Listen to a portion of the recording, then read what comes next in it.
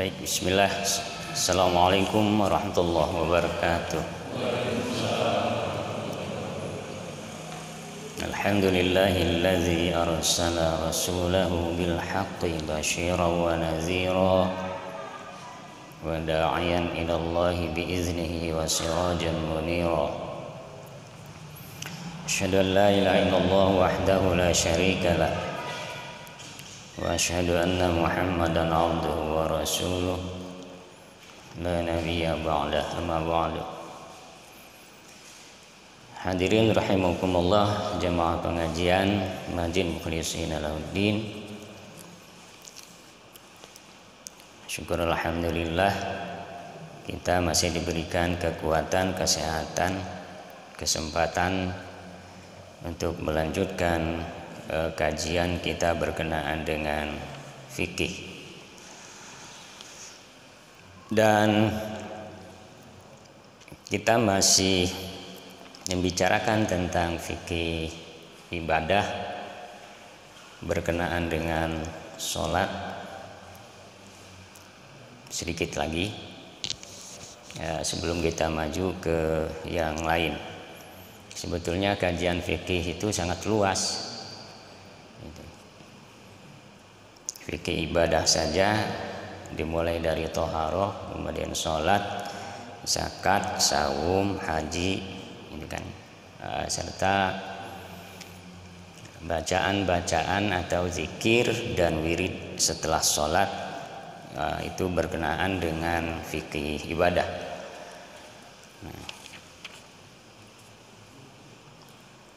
Sholatnya baik berkenaan dengan sholat wajib maupun juga berkenaan dengan sholat-sholat sunnah.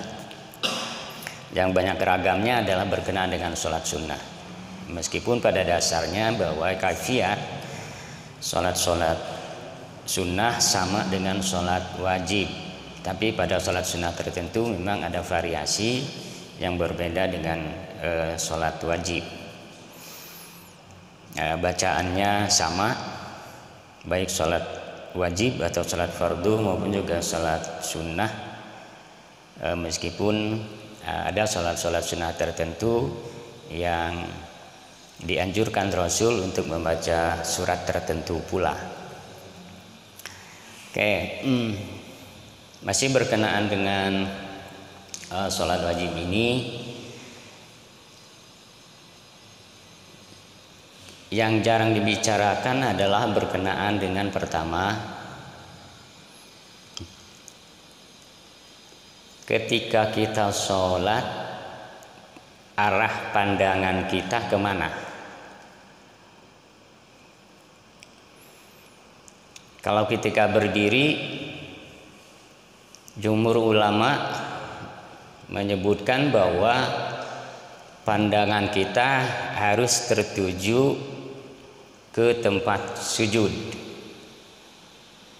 Jadi ketika kita berdiri sedang membaca, baik membaca Fatihah maupun juga membaca surat, pada setiap rakaatnya pandangan kita harus melihat ke tempat sujud. Jadi tidak boleh kemana-mana. Apalagi kalau melihat ke atas, itu dimakruhkan oleh Rasul. Kalau pandangan melihat ke atas, melihat ke langit. Dan itu sudah banyak kita ketahui berkenaan dengan itu.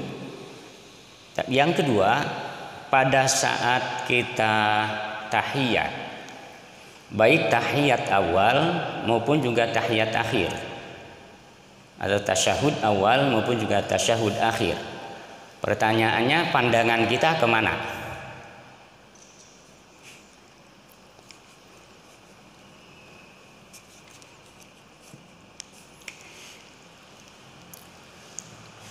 Tidak ditemukan banyak hadis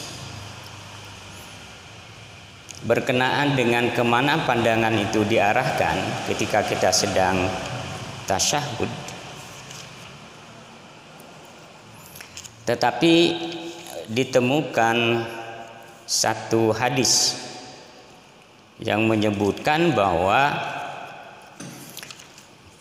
pandangan itu harus melihat ke telunjuk.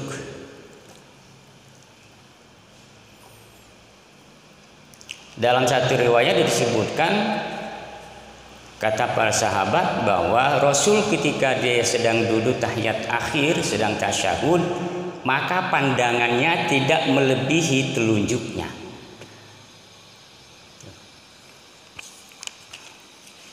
Tidak melebihi telunjuknya. Hadis diterima dari Zubair radhiyallahu anhu.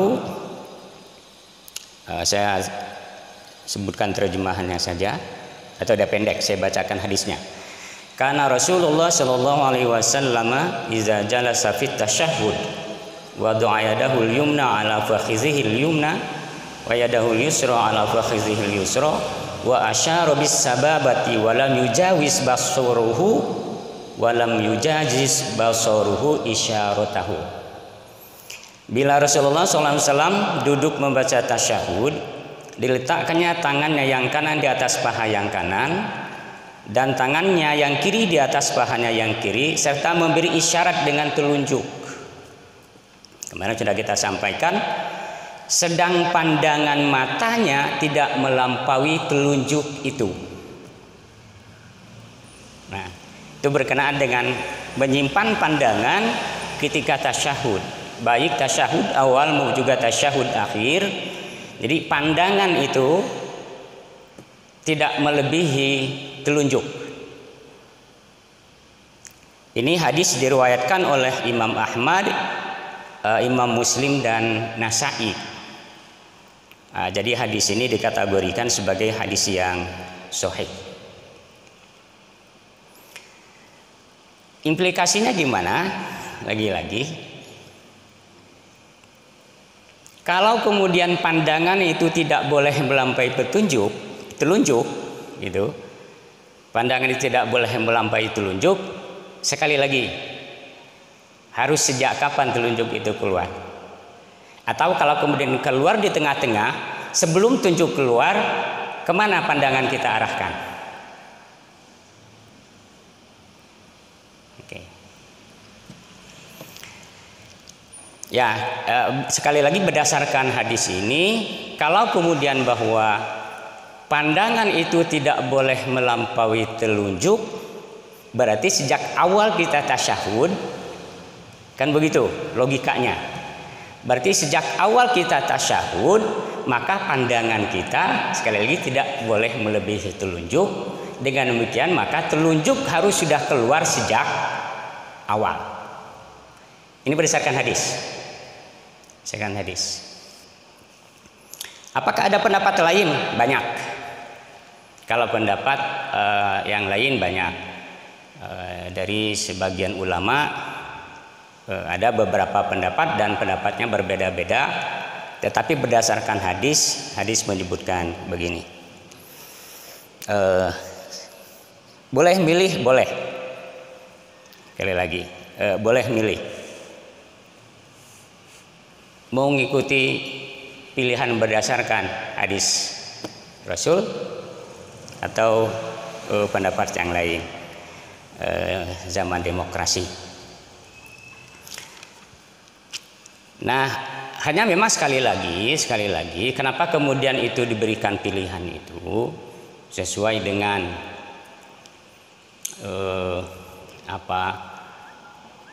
sesuai dengan pilihan masing-masing, yang tentu saja atas dasar pertimbangan mana yang lebih kuat, yang lebih bisa bertanggungjawabkan. Sebab memang membuka telunjuk ini pada umumnya para ulama menyebutkan kategori hukumnya hanya sunnah. Kategori hukumnya sunnah. Ya, meskipun bagi sebagian kecil ulama menyebutkan tidak ada istilah kategori sunnah berkenaan dengan kaifiat. Sebab harus konsisten untuk mengikuti kaifiat Rasul berdasarkan hadis shollu kama ra'aitumuni usolli, sholatlah kalian sebagaimana kalian melihat aku sholat. Jadi berkenaan dengan kaifiat. Baik, itu yang pertama, dan saya pikir selesai. Nah, lalu berkenaan dengan beberapa bacaan atau doa setelah tasyahud akhir. Kalau tasyahud awal itu tidak ada disunnahkan bacaan doa, hanya sampai pada sholawat, Nabi. Bahkan saking pendeknya Nabi pada tasyahud awal itu sahabat menginformasikan Rasul pada saat tasyahud awal katanya seperti duduk di atas bara. Itu jadi tidak selama pada tasyahud akhir, sebab tasyahud akhir itu setelah tasyahud kemudian sholawat kemudian membaca doa. Bacaan doanya ada beberapa variasi berdasarkan hadis umum dari Rasulullah menyebutkan bahwa Nabi SAW mengajarkan kepada mereka tasyahud kemudian akhirnya lalu kemudian pilihlah olehmu macam-macam permohonan yang kamu sukai. Nah, Rasul sudah mengajarkan beberapa bacaan, beberapa doa. Satu diantaranya adalah doa Allahumma inni a'udzubika min azabi jahannam wa min azabil qabri wa min fitnatil mahya wal mamat wa min syarri fitnatil masihid dajjal. Nah, ini bacaan setelah membaca sholawat. Jadi doanya adalah ini yang pertama, dan ini diriwayatkan oleh Imam Muslim. Bacaan yang kedua, ini hadis diterima dari Aisyah radhiyallahu anhu bahwa Nabi SAW berdoa di waktu sholat, Allahumma inni a'udzubika min azabil qabri wa a'udzubika min fitnatid dajjal wa a'udzubika min fitnatil mahya wal mamat. Allahumma inni a'udzubika minal ma'sami wal mahram.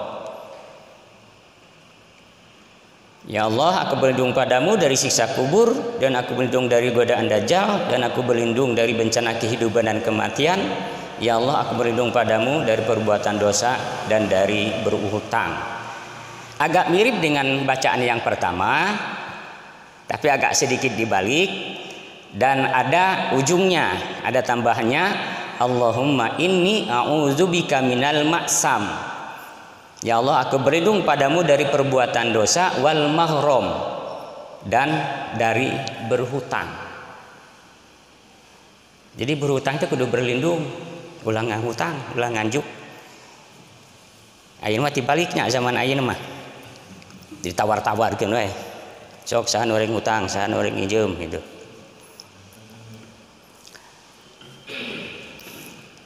Padahal Rasul mah minta perlindungan. Gitu kan. Ada kita semua juga berhutang sebenarnya, minimal hutang cicilan rumah. Yang ketiga itu hadis dari Ali radhiyallahu an. Bacaannya adalah Allahumma firli ma qaddamtu wa ma akhartu wa ma asrartu wa ma a'lantu wa ma asraftu wa ma anta a'lamu bihi minni antal muqaddimu wa antal muakhir la ilaha illa anta. Sama, ini juga diriwayatkan oleh Muslim. Yang kedua tadi muttafaq alaih. Yang pertama Muslim, yang kedua muttafaq alaih. Di hadis muttafaq alaih itu kalau tidak salah jangannya hadis yang disepakati oleh Imam Bukhari dan Muslim. Itu muttafaq alaih. Jadi ada istilah langsung menyebut rawahu Bukhari, rawahu Muslim, ada muttafaq alaih, ada rawahu Syaikhon. Nah, kalau rawahu Syaikhon itu diriwayat oleh Bukhari dan Muslim.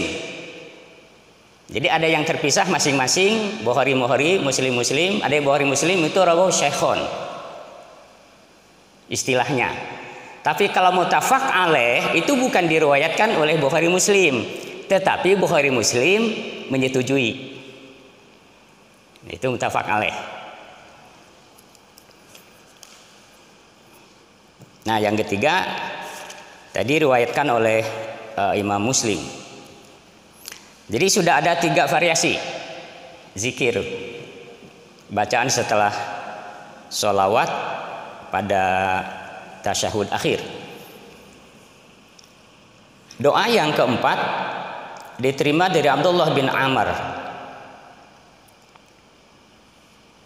Bacaannya adalah Allahumma inni zalamtu nafsi zulman katsira wa la yaghfiru dzunuba illa anta faghfirli maghfiratan min 'indika warhamni innaka antal ghafurur rahim. Ya Allah, aku telah banyak berbuat aniaya terhadap diriku, sedang tiadalah yang dapat mengampuni dosa itu kecuali Engkau. Maka berilah daku keampunan dari sisimu dan beri rahmatlah daku. Sungguh Engkau Maha Pengampun dan Pemberi rahmat. Jadi berbahagialah yang namanya rahmat. Jadi sudah diberi rahmat, paling tidak nama. Hadis riwayat Muslim. Ini banyak sebetulnya, banyak. Ada 7, 8, 9, 10, 11. Ada 11 variasi bacaan doa atau zikir setelah sholawat pada tasyahud akhir. Tapi kan yang umumnya kita ketahui 2 ya. 2 yang pertama tadi Allahumma inni a'udzubika min azabi jahannam wa min azabil qabri wa min fitnatil mahya wal mamat wa min syarri fitnatil masihid dajjal. Nah, ini yang satu yang lazim digunakan.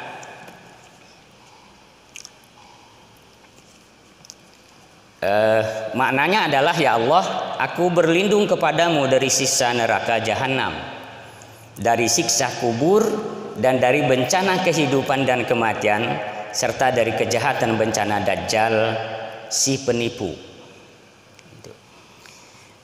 Nah, yang kedua yang lazim kita baca adalah hadis yang ketiga, yang dari Imam Ali radhiyallahu anhu, yang Allahumma firli ma qaddamtu wa ma akhartu wa ma asrartu wa ma a'lantu wa ma asraftu wa ma anta a'lamu bihi minni antal muqaddim wa antal muakhir la ilaha illa anta. Sampai di situ hadisnya mah. Dia kan suka ada tambahan ya. La ilaha illa anta subhanaka inni kuntu minaz zalimin. Kalau nggak salah. Dulu mah saya baca yang itu. Sekarang sudah agak lupa karena biasa baca yang pertama. Jadi silahkan memilih itu kan dari 11 variasi bacaan yang diajarkan oleh Rasul, zikir pada tasyahud akhir. Kemudian berikutnya adalah zikir dan doa setelah memberi salam. Jadi setelah selesai sholat. Itu kan juga kan ada disunahkan juga untuk zikir dan wirid. Apa saja yang diajarkan oleh Rasul? Yang pertama diterima dari Saubah radhiyallahu anhu, katanya, karena Rasulullah sallallahu alaihi wasallam idzan sharafa min sholatihi istaghfarallah salasan wa qala Allahumma antas salam wa minkas salam tabarakta ya zal jalali wal ikram. Qala al-Walid faqultu lil Auza'i kaifal istighfar qala yaqul astaghfirullah astaghfirullah astaghfirullah. Bila Rasulullah SAW berpaling dari sholat, maka ia membaca istighfar 3 kali. Jadi assalamualaikum, assalamualaikum, selesai, kemudian astagfirullah, astagfirullah, astagfirullah. Jadi baca istighfar 3 kali. Lalu Allahumma antas salam. Setelah astagfirullah, Allahumma antas salam wa minkas salam tabarakta ya zal jalali wal ikram. Gitu. Berdasarkan hadis ini diriwayatkan oleh jamaah, rawahul jamaah, illal Bukhari wa Muslim, Jadi jamaah itu seluruh perawi hadis saudara yang seberapa genap 7. 7-nya sampai Nasai. Jadi ada 7 yang dia sebut dikategorikan sebagai perawi hadis itu ada 7, mulai dari Bukhari, Muslim sampai Nasai, Imam Nasai. Nah, tapi di sini illal Bukhari wa Muslim, berarti tinggal 5. Gitu. Jadi rawahul jamaah illal Bukhari wa Muslim, berarti kelimaan. Gitu kan. Selain Bukhari dan Muslim. Nah, kalau berdasarkan hadis ini setelah istighfar, astagfirullah, astagfirullah. Sebab ini qalal Walid, kata Walid, fakultu lil Auza'i kaifal istighfar. Gitu kan. Berkata Walid, saya tanyakan kepada Auza'i bagaimana caranya istighfar itu. Lalu ujarnya dengan mengucap astagfirullah, astagfirullah, astagfirullah. Yang pertama, istighfarnya hanya sampai astagfirullah di sini. Nah, yang biasa kita baca itu kan agak panjang. Astagfirullahaladzim alladzi la ilaha illa huwal hayyul qayyum wa atubu ilaihi. Gitu. Kemudian Allahumma antas salam. Bahkan kita tambah la ilaha illallah wahdahu la syarikalah lahul mulku wa lahul hamdu yuhyi wa yumiitu wa ala kulli syai'in qadir. Lalu Allahumma ajirna minan nar, Allahumma ajirni minan nar. Ada 2. Ada yang sifat mufrad yang diajarkan Rasul, Allahumma ajirni minan nar.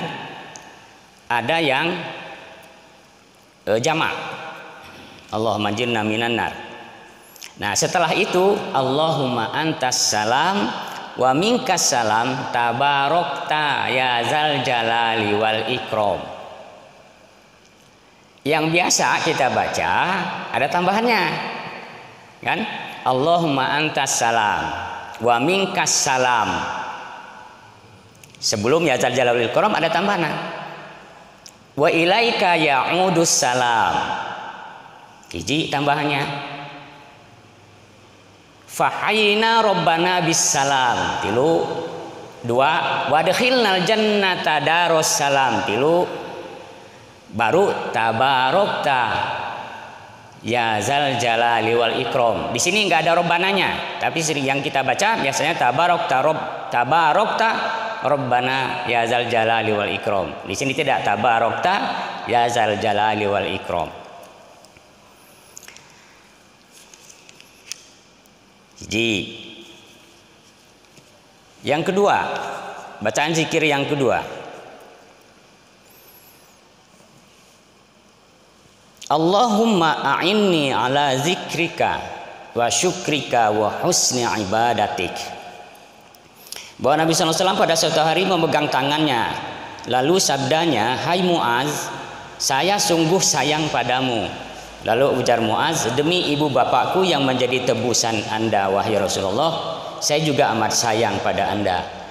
Sabda Nabi pula, hai Muaz, saya amanatkan kepadamu agar setiap selesai sholat jangan sekali-kali ketinggalan membaca Allahumma a'inni ala zikrika wa syukrika wa husni ibadatik.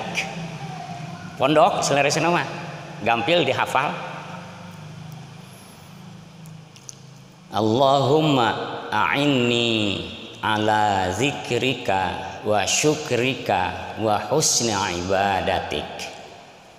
Ya Allah, berilah daku bantuan dalam mengingatmu, bersyukur dan menyempurnakan ibadah padamu. Ini dianjurkan Rasul, katanya jangan pernah ketinggalan setelah sholat 5 waktu untuk membaca doa ini. Allahumma a'inni ala zikrika wa syukrika wa husni ibadatik. Sekata lagi itu.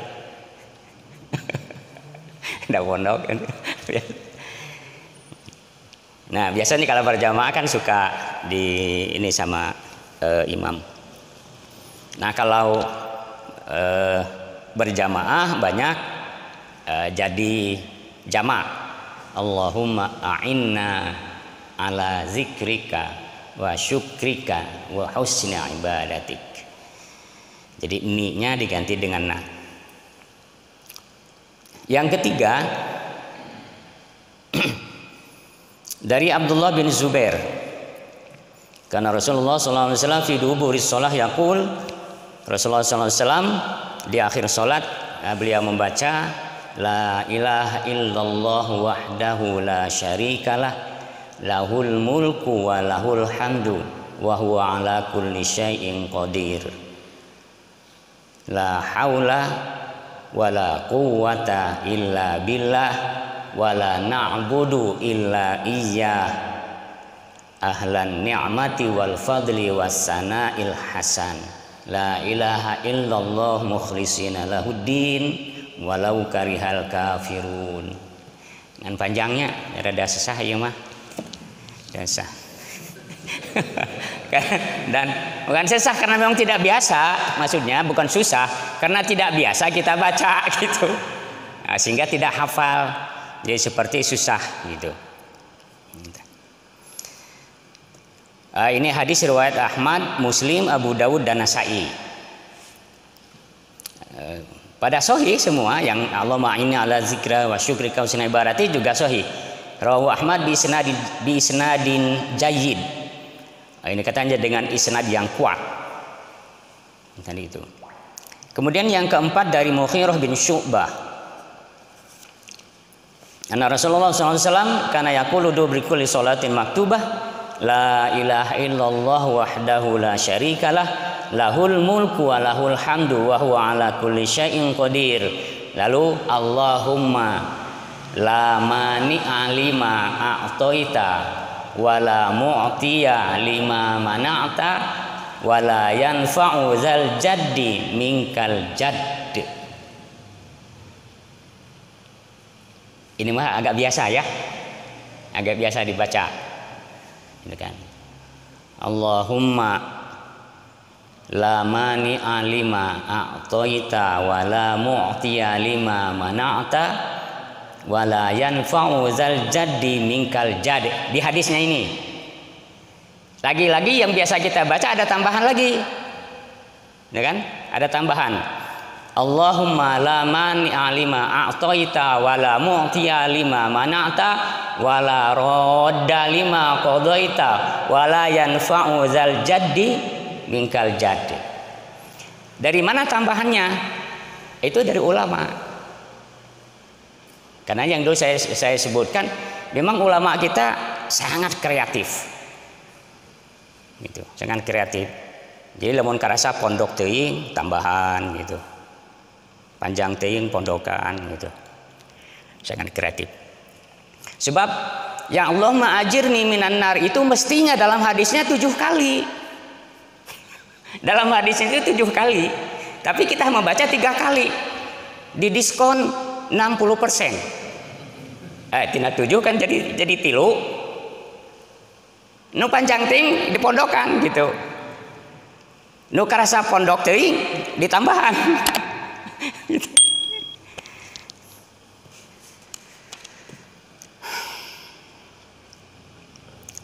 Yang kelima ini pendek, diterima dari Uqbah bin Amir, amaroni Rasulullah SAW anna aqra'a bil mu'awwazatain dubura kulli sholatin.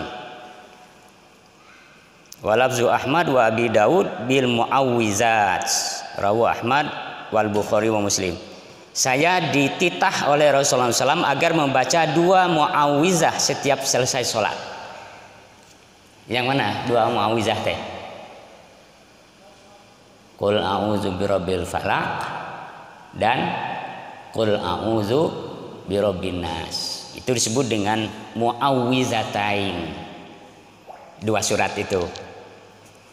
Jadi membaca 2 surat Qul a'udzu birabbil falaq dan Qul a'udzu birabbin nas dubura kulli sholatin, di akhir sholat, di ujung sholat. Yang keenam dari Umamah bahwa Nabi SAW bersabda, "Wa man qara'a ayatal kursi dubura kulli sholatin lam yamna'hu min dukhulil jannati illa ayyamut." Rawahu Nasa'i wa Tabrani. Barang siapa membaca ayat kursi setiap selesai sholat, maka tidak ada yang akan menghalanginya buat masuk surga kecuali maut. Hadis riwayat Nasa'i dan Tabrani. Nah, ini diantara fadilah membaca ayat kursi. Dan dari Ali radhiyallahu an, Nabi SAW bersabda, "Man qara'a ayatal kursi fi duburi sholatil maktubah kana fi zimmatillah ila sholatil ukhra." Siapa yang membaca ayat kursi setiap akhir sholat fardu, maka ia berada dalam lindungan Allah sampai datangnya sholat yang lain. Jadi kalau kita baca subuh, nanti akan berada dalam lindungan Allah sampai nanti sholat zuhur. Kalau kita baca zuhur, kita berada dalam lindungan Allah sampai nanti tiba waktu sholat asar dan seterusnya. Oke.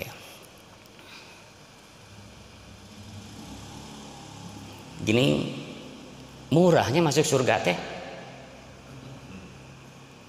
Ya, berdasarkan hadis ya, murah. Barang siapa membaca ayat kursi setiap selesai sholat, maka tidak ada yang akan menghalanginya buat masuk surga kecuali maut. Gitu. Nyari gitu mah ya saban poe baca ayat kursi itu kudu sholat. Tidak bisa. Sebab ya mah ada setelah selesai sholat. Yang pokoknya laksanakan dulu. Baru ini tambah. Dan perilaku kebaikan lainnya. Lalu kemudian dia mendawamkan bacaan ini, maka jaminannya surga. Jadi seperti hadis menyebutkan begini, man akhiru kalamihi bila ilaha illallah atau bilafzi la ilaha illallah dakhalal jannah. Barang siapa yang akhir hayatnya mengucapkan lafaz la ilaha illallah, masuk surga.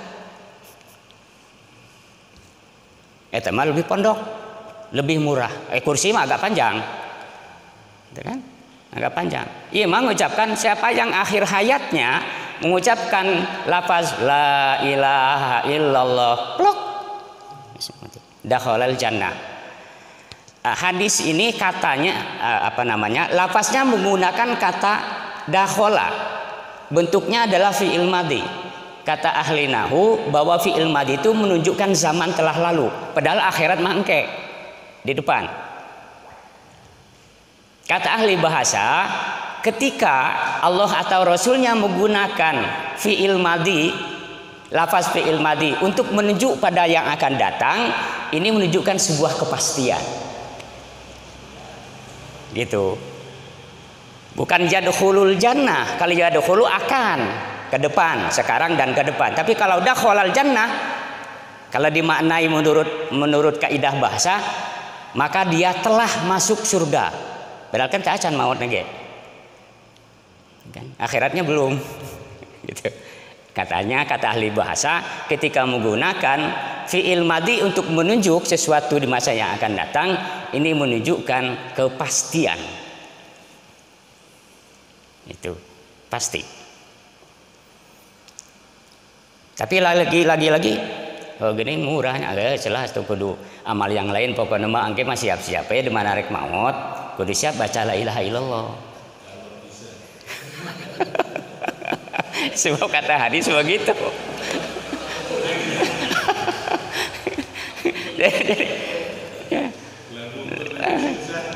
Nah, hanya kan persoalannya ketika orang dalam masa hidupnya dia tidak gemar melakukan kebaikan-kebaikan, menegakkan kewajiban-kewajiban, melakukan amal soleh, maka di akhir hidup mengakhiri hidup dengan kalimat la ilaha illallah itu susahnya luar binasa. Susah.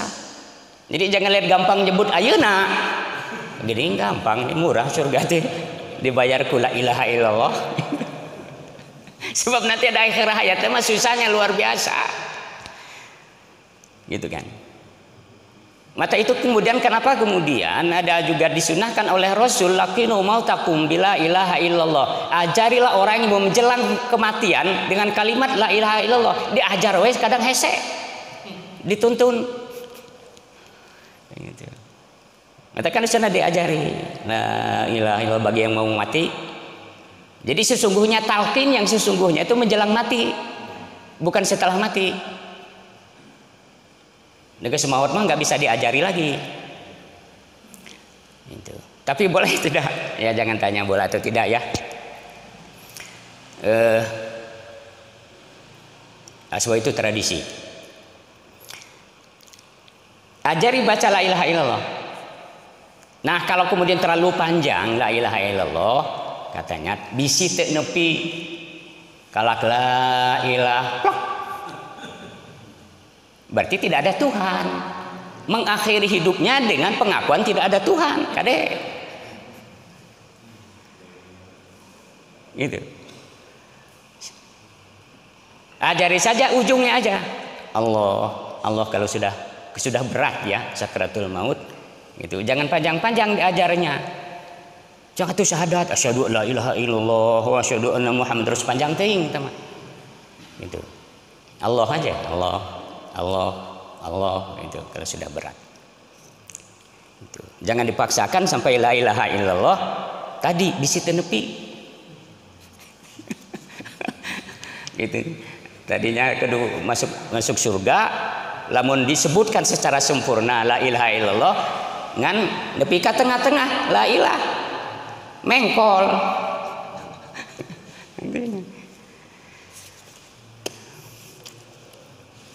Ya, jadi ada beberapa variasi sekali lagi berkenaan dengan bacaan-bacaan setelah sholat fardu.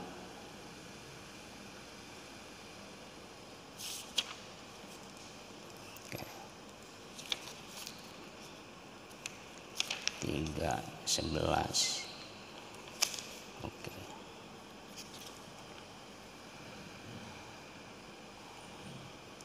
12 malahan tuh. 11, 12, 13, 14. Ini seueur 19. Ada 19 variasi bacaan. Doa yang diajarkan oleh Rasul. Ya setelah sholat itu. Yang terakhir ini kita ambil akhirnya. Allahumma inni as'aluka ilman nafi'a wa rizqan wasi'a wa amalan mutaqabbala. Ini sekali lagi juga biasa juga, sering juga kita baca. Nah, kalau yang zikir subhanallah 33, alhamdulillah 33, Allahu akbar 33, jadi 99 lalu digenapkan menjadi 100 dengan tahlil. La ilaha illallah wahdahu la syarikalah wa asyhadu anna la ilaha wahdahu la syarikalah lahul mulku wa lahul hamdu wa huwa ala kulli syai'in qadir. Ada hadisnya. Nah, ini yang tadi saya sebut bahwa bacaan Allahumma ajirni minan nar yang diajarkan Rasul 7 kali itu, ini hadisnya. Jika kamu melakukan sholat subuh maka ucapkanlah sebelum berbicara dengan siapapun Allahumma ajirni minan nar sebanyak 7 kali. Allahumma ini mana? Allahumma ajirni minan nar sab'a marrotin. Sab'un itu 7, bukan salah sama rot, tapi 7 kali. 7 kali balikan. Maknanya apa? Allahumma ajirni minan nar, ya Allah lindungilah aku dari api neraka. Ya. Kita diringkas menjadi 3.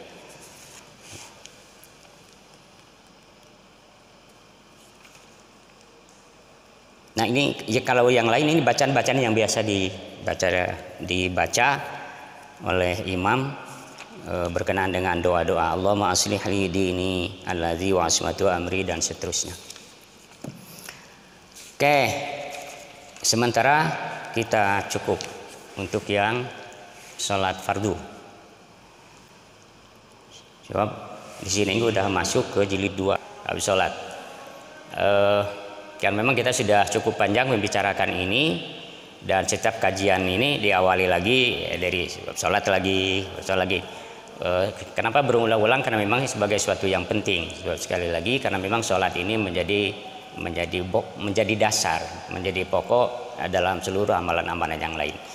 Nah, kalau kita anggap selesai, dan saya sudah sebutkan tadi sudah khatam untuk 1 jilid tentang sholat. Meskipun nanti masih ada tentang sholat sunnah gitu kan, tapi nanti kita akan insidental saja. Nanti kalau ada hal yang ditanyakan berkenaan dengan sholat, nanti bisa kita agak sedikit kembali ke depan. Juga segera juga saya ingin masuk pada bahasan tentang zakat, gitu kan, tentang zakat. Jadi kita beralih ke sholat. Nah, sekali lagi, sholat itu kalau ada hal yang perlu ditanyakan nanti insidental saja nanti, tapi kajian utama kita ke depan nanti itu berkenaan dengan insya Allah nanti zakat. Oke, dan ini adalah gagasan yang cukup bagus bagi kita, daripada nanti para jemaah kita yang terlilit dengan pinjaman tanda petik yang ada unsur ribanya dan merepotkan. Memang akan lebih bagus itu nanti bisa ditanggulangi oleh pihak masjid. Yang mengkoordinirnya sebetulnya kita semua gitu, tanggulangi kita semua. Oke, insya Allah nanti ke depan kita bicara tentang bab itu. Itu saja dulu karena memang waktunya sudah masuk isya. Mari kita akhiri dengan sama-sama berdoa. Allahumma shalli ala sayyidina habibina syafiina wa karim maulana Muhammad wa sallim radhiyallahu ta'ala an kulli sahabati rasulillah ajma'in. Alhamdulillahirabbil alamin hamdan yuwafi ni'amahu yukafi mazidah. Ya Rabbana lakal hamdu kama yanbaghi li jalali wajhika wa 'azimi sultanik. Allahumma anfa'na bima 'allamtana wa 'allimna ma yanfa'una wa zidna 'ilma walhamdulillahi 'ala kulli hal wa na'udzubillahi min syarri ahli nar. Rabbana la tuzigh qulubana ba'da idh hadaytana wa hab lana min ladunka rahmah innaka antal wahhab. Rabbana atina fid dunya hasanah wa fil akhirati hasanah wa qina azabannar. Walhamdulillahi rabbil alamin. Terima kasih. Assalamualaikum warahmatullahi wabarakatuh.